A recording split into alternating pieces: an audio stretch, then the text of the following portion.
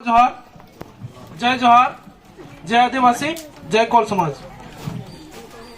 मेरा नाम हिंदी समझते हैं तो ये ज्यादातर हम हिंदी में स्पीच देते हैं, तो थोड़ा मेहनत कीजिएगा। मेरा नाम राजेश कोल, मैं पश्चिम बर्धमान में रहने वाला हूँ, वेस्ट बंगाल। और कल से ये प्रोग्राम हो रही है, आज भी हो रहा है, 2 दिवसीय प्रोग्राम है। कल कुछ डिबेट वगैरह हुई थी जिसमें हम लोग बात करना चाहते थे, तो उसमें खैर बाद में बात करेंगे। खास मेरा संदेश है महिलाओं के लिए। आज जो यहाँ बैठे हुए हैं, जो बैठे हुए हैं यहाँ पर, जो भी बच्चियां हैं, मम्मी लोग हैं, अंकल लोग हैं, उनसे मेरा एक क्वेश्चन है। आज कौन कौन है जो आज शिवरात्रि के लिए जल ढालने गए थे? हाथ उठाएंगे थोड़ा। अरे शर्माइए मत, बोलिए। मात्र 2 जन के गए चलो, जोरा बोलता हूँ मैंने कि हाँ, ऑलमोस्ट सभी गए थे।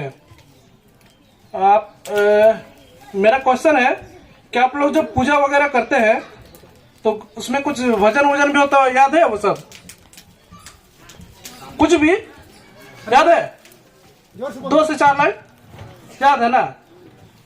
पूछना चाहते कि आप लोगों को जो अधिकार दिया हुआ संविधान में, जितने भी महिलाएं हैं, चाहे वो एससी समुदाय से हो या एसटी समुदाय से, कि एक लाइन के बता सकते हैं हमको अपना अधिकार? जो आप लोगों को संविधान में जो अधिकार दिया हुआ है महिलाओं के लिए, एक बता दीजिए, ज्यादा नहीं, सिर्फ एक, ओनली 1। बोल पाएंगे को? भजन तो एक कम से कम 5 मिनट का गाना जो होता है वो याद हो जाती है आप लोगों को। कम से कम आपके लिए जो अधिकार दिया हुआ उसको कम से कम याद कीजिए।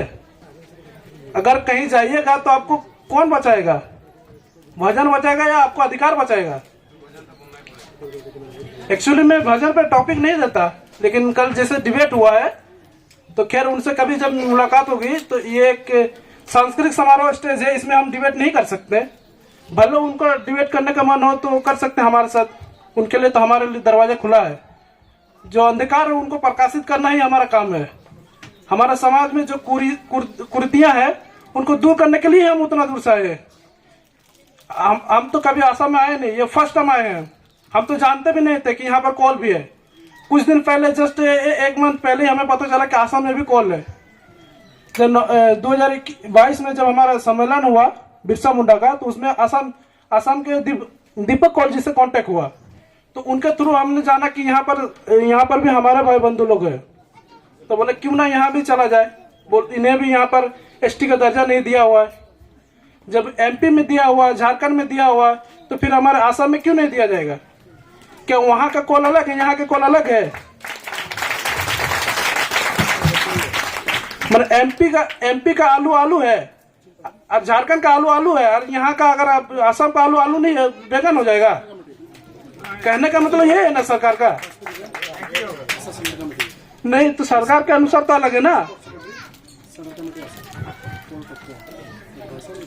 आज जो हम लोग यहाँ सम्मेलन कर रहे हैं, किस लिए? सबको एकजुट करने के लिए।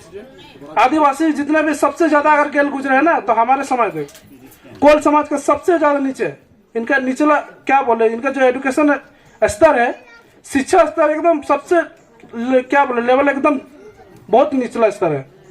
यहाँ पर देखे, कल हौरेंदा जी ने एक क्वेश्चन पूछा कि यहाँ पर कितने सारे लोग हैं जो बोर्ड पास किए हैं। मात्र 3 जन हाथ उठाए। करीब 500 की जनसंख्या में मात्र 3 जन। उसका क्या बोले, 1% में भी नहीं आते, 0 पॉइंट समथिंग में आते हैं आप लोग। मतलब अगर 100 में देखिएगा तो 3 भी नहीं आते। क्या स्थिति हमारे यहाँ पर? जब तक शिक्षित नहीं होइएगा तो अपना अधिकार भी नहीं जान पाइएगा। इसलिए शिक्षित होना बहुत जरूरी है। वहां पर आप जो फोटो देखें, क्या बता पाएंगे क्या कौन कौन है? उधर जो लगा हुआ है हमारे शहीदों का फोटो, जो हमारे लिए इतने सारे कानून बना के गए हैं, क्या नाम बता पाएंगे? कि एक जन पूछ रहे थे हमसे यहाँ पर कि ये जो फोटो लगा हुआ क्या है। जब आप अपने महापुरुषों का, अपने इतिहास नहीं जानिएगा तो आप अपने समाज के उत्थान कहां से कीजिएगा? उनमें आज जो प्रोग्राम हो रही है, कल से जो 2 दिवसीय है, 17 फरवरी, किनका जन्मदिन है? नाम बोलिए। किनका जन्मदिन है 17 फरवरी? कुछ बोलिए। सम्मेलन कर रहे हैं तो कुछ तो बोलना पड़ेगा ना। जो आप मना रहे हैं, किसका मना रहे हैं? आप बता रहे हैं, उनको तो पता भी नहीं है। बोलना पड़ेगा ना उनको कि आप जो कर रहे हैं किसके लिए कर रहे हैं। आप बोल पा रहे, महिला हमारे बोल ही नहीं पा रहे। जिस समाज की महिलाएं अगर आगे नहीं आएंगे, उस समाज का कभी उत्थान हो ही नहीं सकता। याद रखिएगा, अगर क्रांति कोई ला सकती है तो महिला ही ला सकती है। यहां पर हमारे शहीद बुद्धू भगत, जिनका हम कल जन्मदिन मनाए, उनके साथ डॉक्टर बी आर अम्बेडकर, शायद कितनों को तो उन्हें पता भी नहीं चला होगा कि कौन है डॉक्टर बी आर अम्बेडकर। आज जो आप एक साथ जो बैठ पा रहे हैं ना, जितने जो अधिकार दिए संविधान में, उन्हीं के बदौलत आपको मिला है। आप जो आज जो जल जो ढालने जा रहे हैं ना शिवरात्रि के लिए, अगर सुबह उठ कर उनका पूजा कीजिएगा ना तो कुछ मिलेगा आपको उनके थ्रू, कुछ सीख पाइएगा। यहाँ पर जो महिलाओं की स्थिति थी इस देश की, आप इतिहास पढ़िएगा तो आप दंग रह जाइएगा, क्या स्थिति थी महिलाओं की। आज इतने सारे जो अधिकार दिया हुआ किनके बदौलत? उन्हीं के बदौलत दिया हुआ। हमारे लोग को, जितने भी हमारे SC ST OBC लोग हैं, उन लोगों को कीड़े मकोड़ों जैसे समझते थे लोग यहाँ पर। आज क्यों हमसे वो इतना ये करते हैं? क्योंकि संविधान जब से भारत में लागू हुई है 1950 से, तब से हमें इंसान की दर्जा मिली है। इससे पहले तो कोई इज्जत ही नहीं था हमारा, समझ लीजिए। इंसान ही नहीं समझते। आपका कुआं से पानी नहीं पी सकते, तालाब में नहीं जा सकते, उस रूट से नहीं जा सकते आप। ऐसा स्थिति थी हमारी।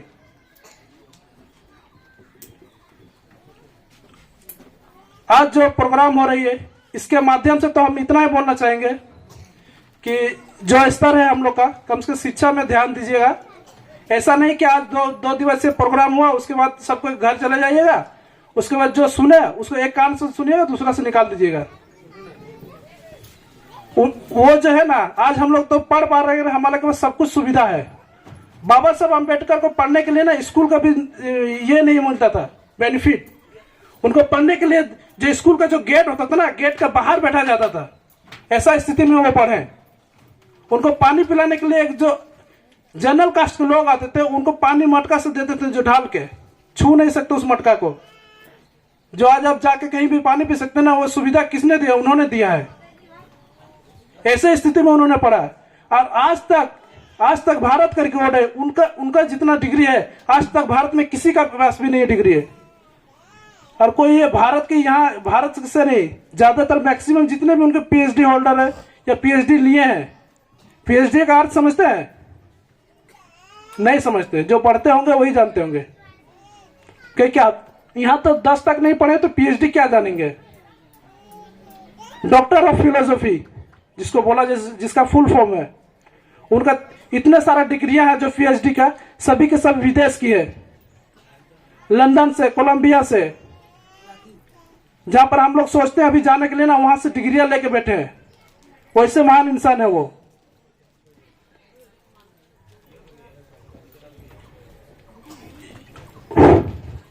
और बहुत सारी चीज है जो कल एक वक्ता आए थे, शायद नाम शायद जो भी है, मौका मिलेगा तो उनसे जरूर हम लोग डिबेट करेंगे। आशा रहेगी जो भी हमारे पास है उनको बताएंगे।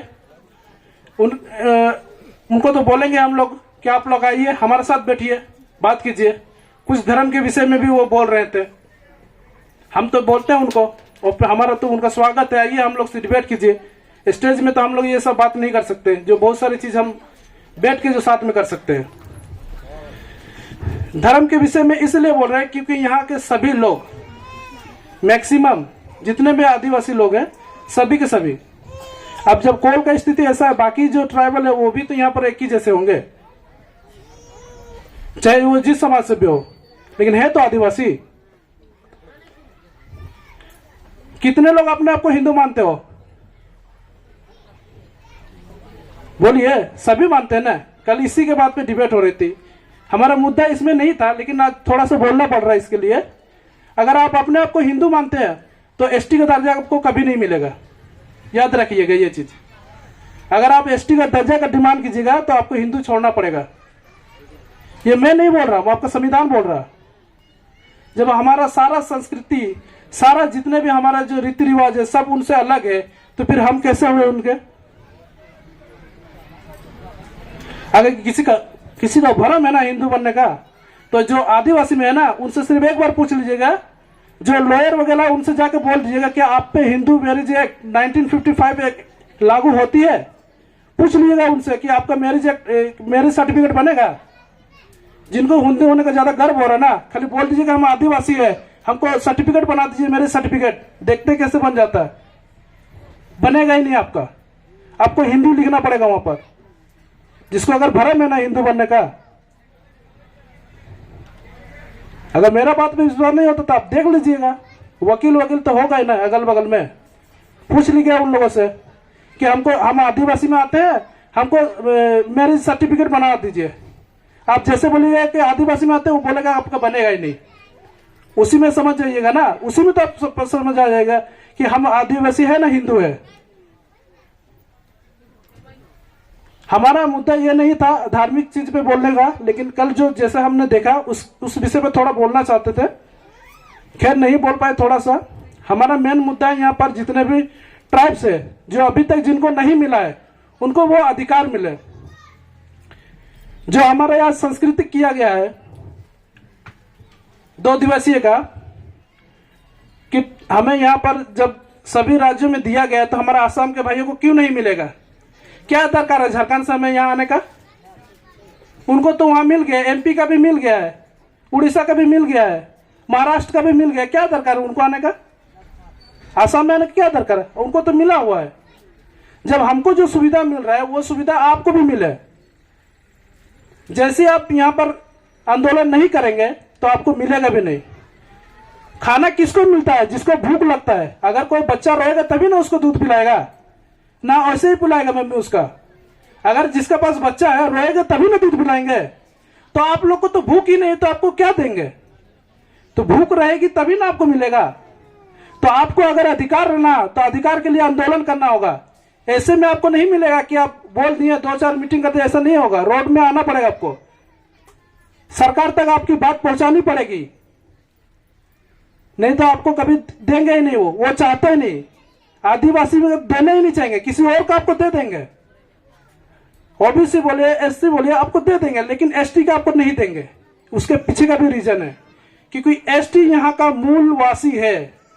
ये मैं नहीं बोल रहा हूं, सुप्रीम कोर्ट का जजमेंट पढ़ लीजिए, 5 जनवरी 2011 का जो जजमेंट है, मार्कंडे कारतूस और ज्ञान सुधा मिश्रा का जो जजमेंट है 2011 का, उसमें लिखा हुआ है कि यहाँ का 8% जो आदिवासी है यहाँ का मूलवासी है। उन्होंने बोला है, हम नहीं बोला, सुप्रीम कोर्ट। हम बोलने वाले कौन होते हैं? हम जो भी बोलते हैं एविडेंस के साथ बोलते हैं। किन्हीं को लगता है कि ऐसे फेंक के जा रहे हैं। अगर विश्वास नहीं तो आप गूगल में सर्च मार के देख लीजिए, 5 जनवरी 2021 का जो जजमेंट है आप उसको सर्च मार के देख लीजिए। हमारा बात अगर झूठ है तो जो ट्राइबल के बारे में थोड़ा बहुत भी रिसर्च किए उनको पता है। अब महिलाओं से जो हम एक जो हम अधिकार के बारे में पूछे, कोई बता नहीं पाया। बताएंगे कैसे? जागरूकता नहीं रहेगी तो दिल्ली उठ के आप पूजा पाठ करेंगे, उनका डिकू बोंगा करेंगे और बोलेंगे कि हमारा अधिकार मिल जाए तो होगा? नहीं होगा। आपका अधिकार जानना पड़ेगा। महिलाओं के लिए सबसे बड़ी जो SC ST ओबीसी के लिए जो दिया गया, SC और ST के लिए जो दिया गया है महिलाओं ने, जिसने जो कानून बना दिया एक महिला ने, 1989 का atrocity act, SC ST atrocity act. Phoolan Devi का नाम सुने हैं? नहीं सुने? फूलन देवी नहीं सुने शायद। फूलन देवी की वजह से एट्रोसिटी एक्ट हम लोग को मिला है। उनके साथ 22 जो क्या बोल रहे अपर कास्ट के जो है ना, 22 लोगों ने उनके साथ दुष्कर्म किए। उसके बाद उन्होंने एक ऐसा मूवमेंट चलाया जिसके बाद इसके वजह से उन्होंने ये सुसाइड नहीं किए। फूलन देवी ने सुसाइड नहीं किए, इतने बड़े दुष्कर्म होने के बाद भी उन्होंने सुसाइड नहीं किए। उन्होंने संघर्ष किया और 22 को ठोक दिया, गोली से मार दिया 22 को छाती में। मैं नहीं बोल रहा हूं, ये इतिहास पढ़ा हुआ है, अब पढ़ लीजिए। तो अपना बेटी का हम तो यही बोलना चाहेंगे, जो बेटी को पढ़ाइए लिखाइए उनको फूलन बनाइए कि जरूरत पड़ने पर अपनी आत्मरक्षा कम से कम कर सके।